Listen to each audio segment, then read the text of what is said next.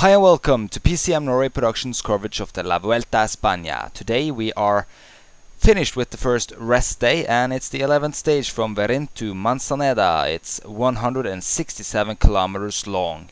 My name is Dick Anderson and I will guide you through this stage, and just as a fact, it's a mountaintop finish, so we can assume that some of the riders that lost time on the time trial right before the rest day will try to make up some time today. And of course attack Vincenzo Nibali, who is now in the red leader's jersey. The first man over Alto Fumaces, it was Dario Cadalto from Quickstep. He captured 6 points in front of Agnoli, Nibali and Chavanel. Then it was time for an intermediate sprint in Agudino. It was Dario Cadalto from Quickstep, who were still in the break, that captured 4 points, being the first man over the line. And over Alto de Muricica, it was Dario Cadalto again capturing 6 points in front of Agnoli from Liquigas, Nibali from Liquigas and Löfqvist from Team Sky. Then somebody finally broke away from the peloton. It was Gustav from Saxo Bank and Niemic from Lampre. Niemic is the 21st man in the general classification at the moment. So at the second intermediate sprint in Ara, it was Gustav from Saxo Bank who captured 4 points in front of Niemic and Kobo. Then over Acto de da Armidia, it was Gustav who captured 6 points. Now it's time to end our recap footage and tune in live.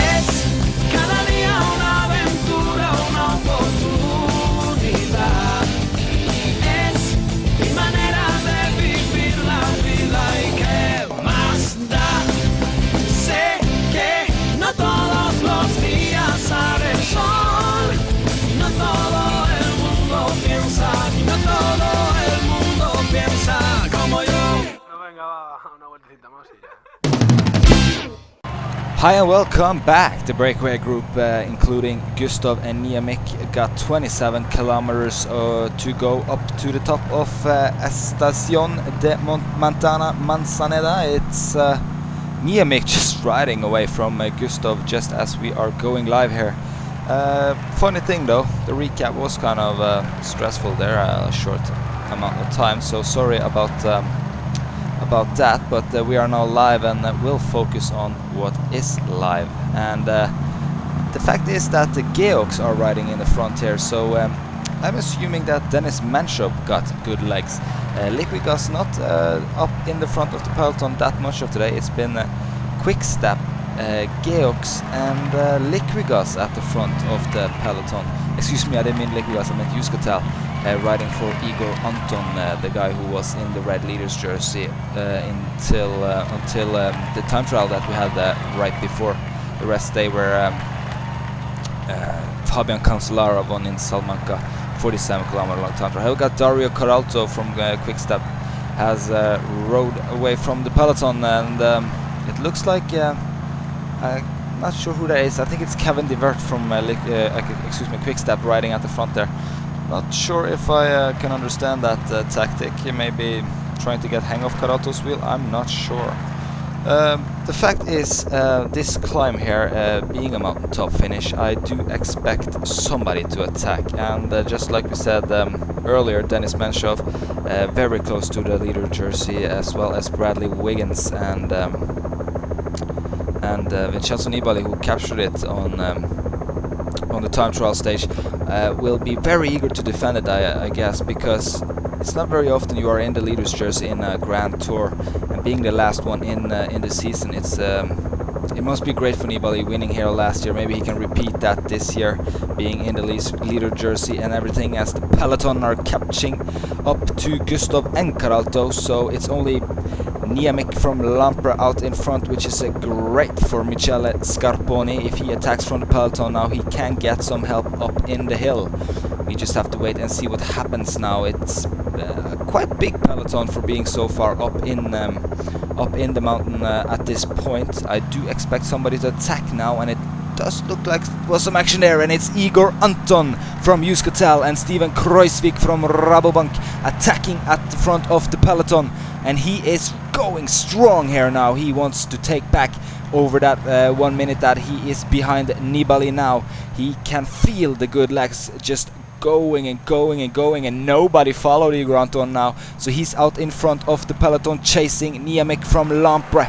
So we just have to wait and see if anybody responds. Kruijswijk is getting caught by the remainers of the peloton, and it's Carlos Sastre and Vincenzo Nibali at the front there.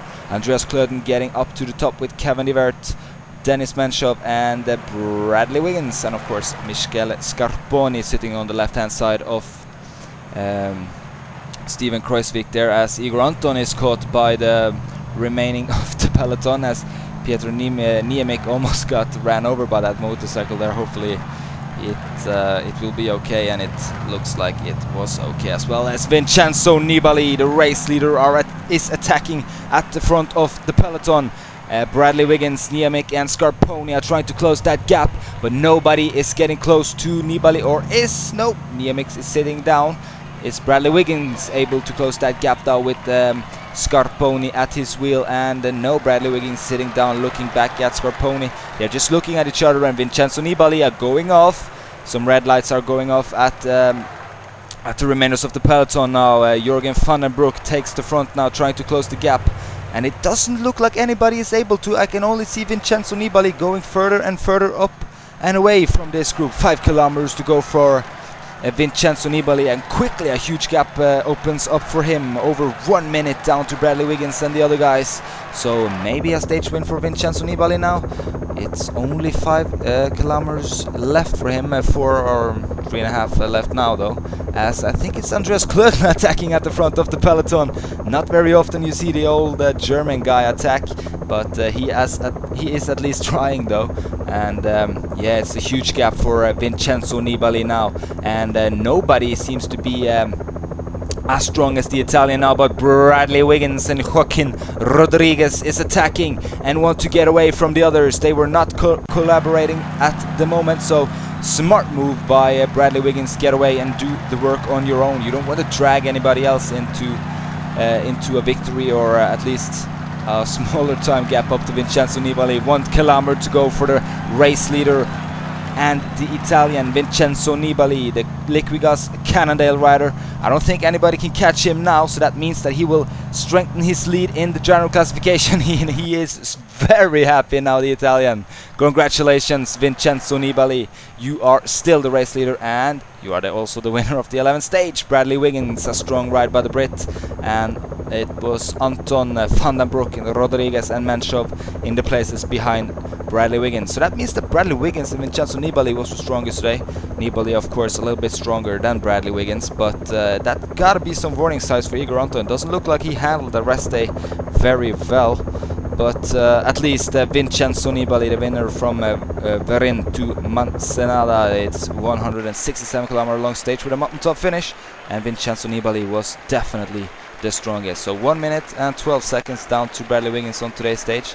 That also means that he got a big gap in the general classification now, so we will hopefully see some attacks throughout this Vuelta. And Igor Anton is still the points leader, and Vincenzo Nibali should now be the King of the Mountain jersey leader, and Inauxti from Movistar is still the best youth rider.